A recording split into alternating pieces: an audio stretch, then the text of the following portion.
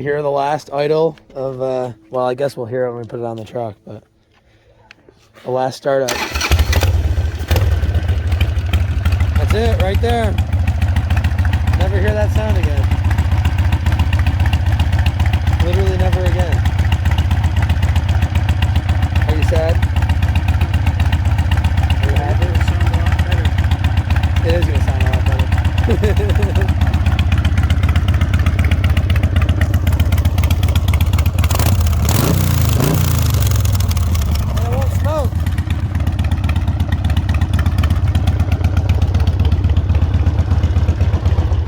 Guys, so I just pulled into the shop and I just drove this thing 750 miles, and literally within the last part of a mile, my blocks under the frame came out and she got loose. Did not tip all the way over, thankfully. I don't really know that it could anyway, but it lasted just long enough, so I'm very thankful for that. Holy crap. I think what happened was I took this strap off the rear tire because I put this bin in quick, and I literally just drove the last couple miles.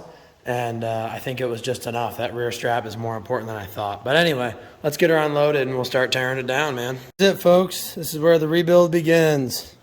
It's a new beginning for this old Sportster. Let's see. Let me go get the keys and I'll see how many miles we got on it. Actually, I can do that without getting the key. 55,000 miles. And she is ready for a new motor. That is for sure. New top end, anyway. Pretty cool day, guys. I'm very excited about this one. Stay tuned. Alright guys, so here's the deal with this whole video series.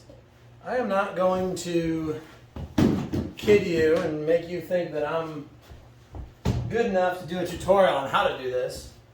Additionally, there are a ton of tutorials online already on how to do this engine work. And Hammer Performance themselves has a super well done detailed video. So with all that said, I'm going to leave it to the professionals to show you how to do these things. And I'm just going to kind of talk and bring you along and cut the video in when I think it's appropriate. And go from there. I've got a bucket of tools I'm working on because I didn't want to bring my toolbox over here, which I might wind up doing, but for tonight, I should have plenty of tools right here. So, in man's never-ending quest for power, we do these things, like modify our bikes, and exhaust, intake, tunes, all these different things, right? Well, in that never-ending quest for more power, and in this case, repairing my excessive oil consumption, we've stumbled upon doing something a little more. I got this bike when I was 16, and first of all, never did I think I would have kept it this long. For better or worse, I tend to have that quality about me, where I'll keep things forever and ever. I'm not so good at selling stuff, which is neither here nor there, I suppose. But, it can cause some difficult decisions with stuff like this, right? Most people would have just sold the bike or traded it in on a new one when they learned it burned oil. And honestly, they probably could have fooled the dealer enough to get away with it. Well, it's all fine and dandy, whatever, but I don't know. That's just not for me. I don't like doing stuff like that. And when I buy something, if I like it, I'm not getting rid of it. It's just that simple. If I find something I like, I don't know. I mean, will I own it for life? Well, maybe not, but I'll definitely own it for quite some time.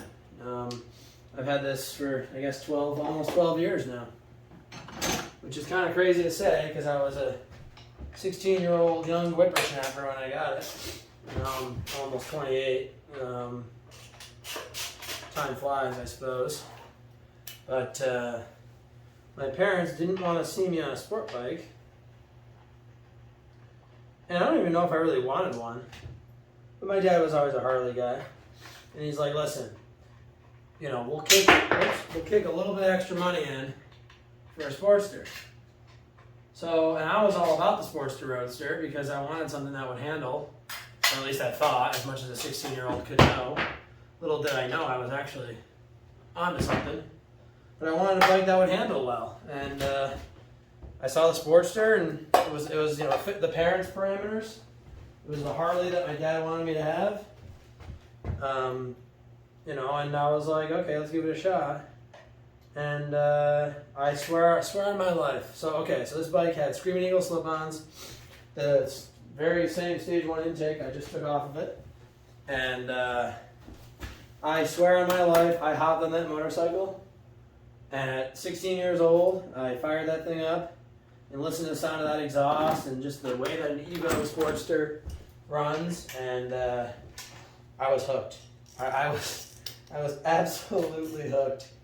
In every meaning of the word, every way you can be hooked on something. So from there,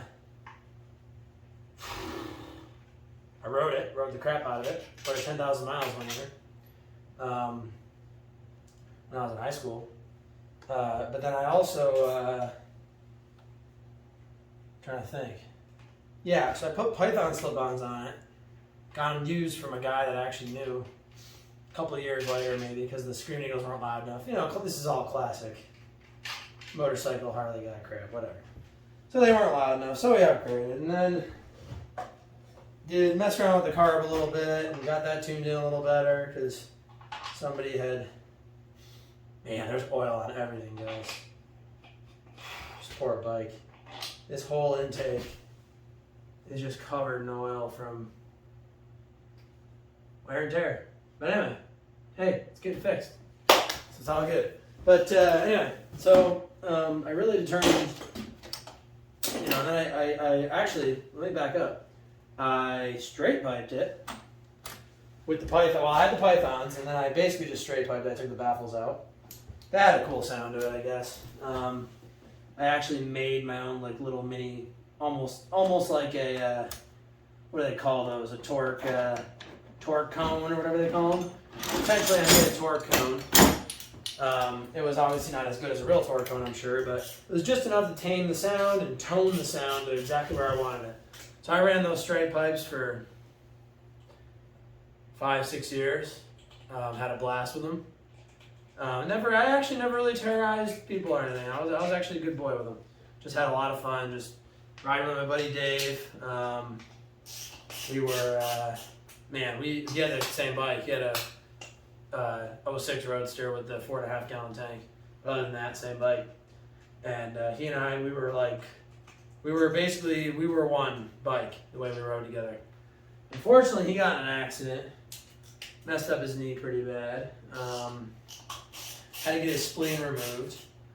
That bike was not totaled. We actually fixed his bike up, but he said, I don't feel like riding anymore. Understandable. More importantly, though, he had other hobbies that he was really getting into, and so he chose to stop being a motorcyclist, which I understood. But just, I always loved riding with my buddy Dave. If he ever gets a bike again, I will ride with him till the day I die. But hey, life happens, so no hard feelings there. However, it kind of left me without somebody close to who rode a lot. I didn't have anybody who rode a lot anymore. So I still rode quite a bit myself, but it wasn't quite the same. So I got in and out of it here and there. And then for about 3 years straight, I just kind of got out of riding, to be completely honest. I just was busy doing other stuff, and I put 500-600 miles a year on it. Jake, find the right socket, buddy. Good Lord. I put 500-600 miles a year on it, 1,000 miles a year on it. That was it. Then 2 years ago, you can look at my videos, I kind of tried to relaunch the channel. I put, all the front suspension stuff. And what else did I do? I don't know, a bunch of little random work. New seat. And I wanted to ride the bike start riding again. I really committed to myself. I'm like, I want to get back on the horse, you know? Well, I blew my back out, so I really couldn't ride as much as I really wanted to.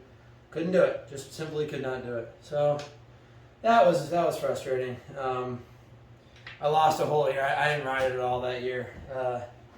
I just looked at it in the garage. I put a cover on it because I was just disgusted by the fact that I couldn't ride after I did all that work to it. But hey, time marches on, and we healed up. I focused on healing myself, and well, luckily, come this year, you know, I reset that goal of saying, okay, I'm going to get this channel rocking and rolling for real.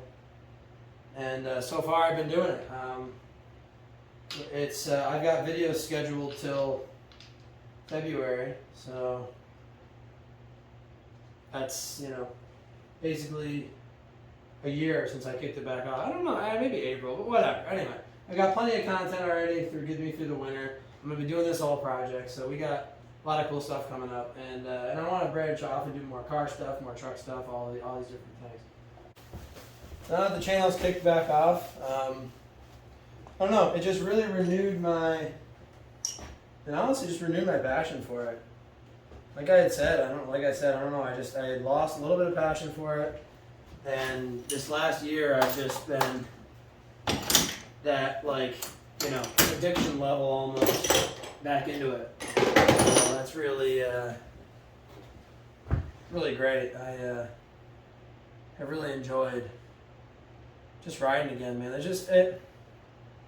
I truly believe the human spirit needs a dangerous activity, a potentially dangerous activity, let's call it, in order to be fulfilled fully. And I don't know, motorcycle riding, there's just something about it. Just does it for me. I've always loved two wheels, dirt bikes, motorcycles. You know, like I said, even though I've gotten kind of faded in and out here and there with it, I've always come back to it, and every time I come back to it, I'm like making up for lost time because I like it. And so to have the money and time, especially the money though, I feel like you can make time for anything that's important enough within reason. But to be able to do this project, I'm like really looking forward to. Said to myself, sat down one day and I was deciding if I wanted to pay somebody to do all this work or do it myself, or if I even wanted to do an engine mod, or if I just wanted to, like, you know, keep it stock and just get new, re-ring it and clean up the heads or whatever. And then I said to myself, I'm like, I'm going to keep this bike the rest of my life. And although I really didn't actually want 120 horse kit, which I did not get, I got the 100 horse kit, which is really just cams. It's really nothing too crazy. But I love the way this bike rides and handles, and the power level I feel like is so well suited to the chassis. I didn't want to go crazy with it, so this is why I chose what I chose. Now that's not to say that there's not great options, or there's not great reasons to go with a higher horsepower kit. It just wasn't for me. But I really think it's going to give it the power bump that I've always kind of wanted, without being so extreme that it changes what the bike is. Because this bike has a certain characteristic to it riding. Any stock Sportster does, but especially one that's jacked up suspension-wise like this, that I truly believe makes it unique and special. And I'm sure a high horsepower bike is fun, and I'm not putting them down whatsoever, but I feel like it's got to change the characteristic a lot. I mean, it definitely does. And I don't know, I just don't know that I want that. And also too, this is a little bit of a built-in,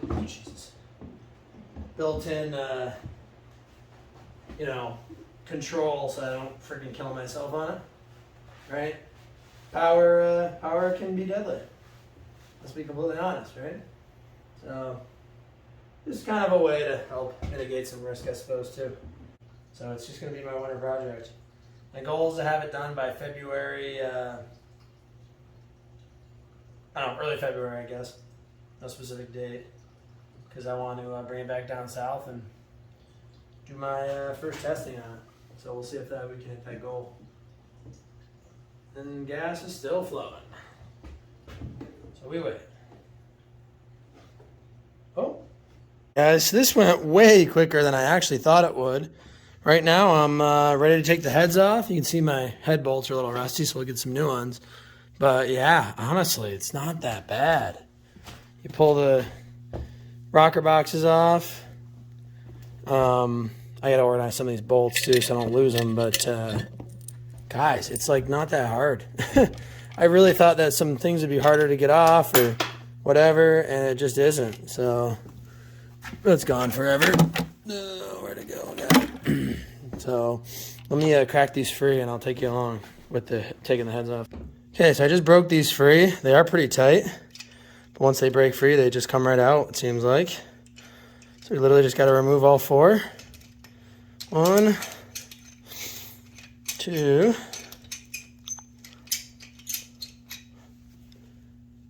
oh, not quite.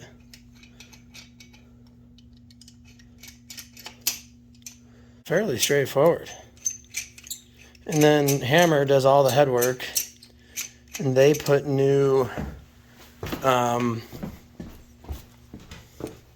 they clean everything up and do new valve springs and valves and all that jazz. So you don't really have to worry about any